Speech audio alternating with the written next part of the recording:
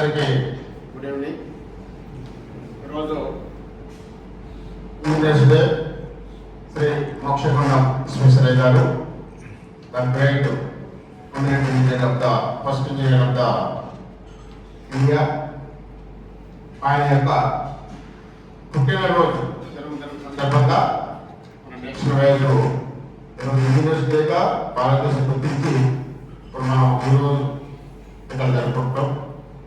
దీనికి సభాధ్యక్షులు కేవీ గారు, తోటి జిల్లా మేనేజర్స్ శ్రీనివాసరావు గారు, రవికుమార్ గారు, టి శ్రీనివాసరావు గారు ఉద్యోగ చైర్మన్ ప్రాజెక్ట్ ఆఫీసర్, అదేవిధంగా సత్యనారాయణ గారు ఎస్ఓటీజర్, ఏవీ రెడ్డి గారు, చంద్రశేఖర్ గారు, అదేవిధంగా నవీన్ సార్, ఎదురుగా కూర్చున్నటువంటి తోటి అధికారులు అందరూ కూడా ఈ సందర్భంగా శుభాకాంక్షలు తెలియజేస్తున్నాం. రియల్గా చాలా హ్యాపీగా ఉన్నది. ఈ యొక్క యూనివర్సిటీ జరుపుకోవడం అనేది చాలా రోజుల నుంచి వస్తుంది. ఇంతమంది కొంతమంది వ్యక్తులు చెప్పారు, ఈ రోజు ఏంటంటే సన్మాన గ్రహీతలే కాకుండా ఎవరైతే ఇన్నోవేషన్స్ అధ్యయనం సాధించాలని చెప్పారు వాళ్ళని కూడా మనం సన్మానించుకోవాల్సిన అవసరం ఉంది. ఇక్కడ ఎంకరేజ్ అకేషన్ సింగరేణిలో కూడా అనేక టెక్నాలజీలు వచ్చినాయి. ఎన్ని కూడా ఏంటంటే కొన్ని విదేశాల నుంచి మనం అడాప్ట్ చేసుకున్నాం, ఇంపోర్ట్ చేసుకున్నాం. కొన్ని భారతదేశం టెక్నాలజీలు కూడా ఉన్నాయి. ఎన్నో మార్పులు వచ్చినాయి. మనకి డిమాండ్కి తగ్గట్టుగా, మనకు అవసరాలు తగ్గట్టుగా ఈ యొక్క స్పీడ్ యుగంలో మరి మానవ శక్తి ఒకటే ఉంటే చాలు.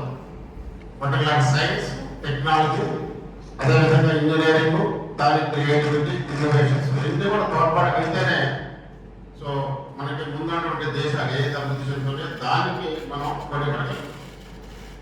సింగరేణి వ్యాప్తంగా ఒకప్పుడు మనకి డ్రిల్ ఉండేది, రూట్ బిల్డింగ్ చేయాలని చాలా కష్టం ఉండేది. మన దగ్గరే ఒక క్రియేటివిటీ క్రియేట్ చేసుకుని దానికి ఇంచెస్ తయారు చేశారు. మీ అందరూ గుర్తున్నది. అది ఎవరో కాదు, మన దగ్గర ఉన్నటువంటి ఫిట్టర్స్, వాళ్ళ కింద ఉన్నటువంటి టెక్నీషియన్స్. తర్వాత పోటీల్లో పంపులు ఇబ్బంది ఉంటాయి మనకి. సో వాటి క్లియర్ కాదు, పోటీ మనకు ప్రోగ్రెస్ అయ్యేది కదా. గవర్నమెంట్ చాలా ఇబ్బందులు ఉంటాయి. బకెట్ పంప్స్ మన దగ్గర సింగరేణిలోనే ఆ డ్రిల్ మిషన్స్తో తయారు చేసి డివాటరింగ్ చేసిన కార్యక్రమం మనం చేస్తాం. అవునా కదా?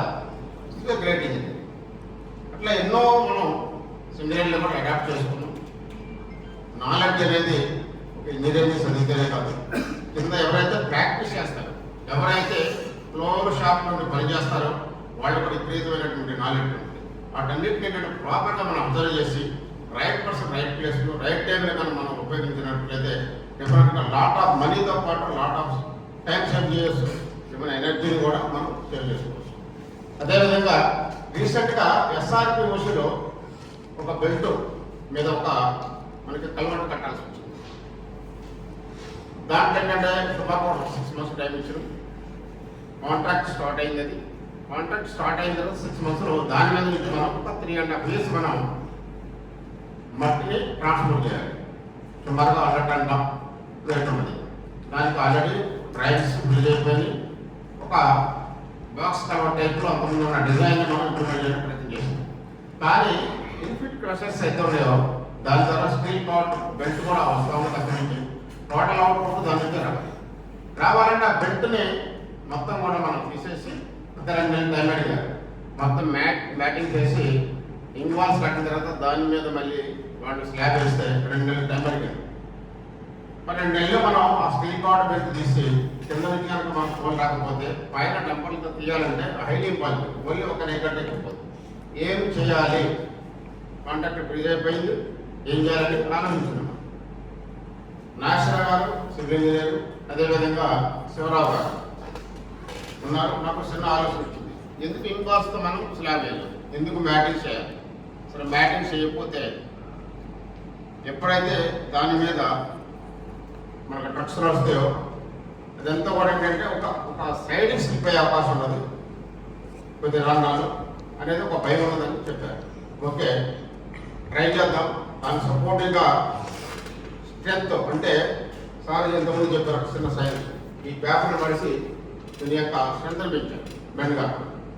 సో ఏదైతే ఇన్వాల్వ్స్ ఉన్నాయో వాటికన్నా మన స్ట్రెంత్ అంటే డిజైన్ సపోజ్ 1 meter ఉన్న థిక్నెస్ 1.5 meter తీసుకుంటూ ఆగుతాం. మళ్ళీ ఒకసారి మనం ఎన్ఐటీకి పంపించేసి ఆ డిజైన్ మార్చి తీసుకుంటే సింగిల్ డే కూడా బెల్ట్ మనం ఆకుండా సక్సెస్ఫుల్గా అది కారణం ఏంటంటే ఆలోచన రావాలి 10 మందితో మనం మాట్లాడాలి, కింద వాళ్ళతో పై ఉన్న వాళ్ళతో. డెఫినెట్గా దీనికి ఏంటంటే వాళ్ళతో ఇంజనీరింగ్ మనం డెవలప్ చేసుకోవచ్చు, వాళ్ళతో టైం సేవ్ చేయొచ్చు, వాళ్ళంతా మనీ సేవ్ చేయొచ్చు. రియల్గా ప్రపంచంలో ఇవాళ చూస్తే మనకి టెక్నాలజీ కానీ ఇంజనీరింగ్ కానీ ఎంత బాగా మనకు అర్థమవుతుంది. అండర్ సీ టనల్స్ చేస్తున్నాం,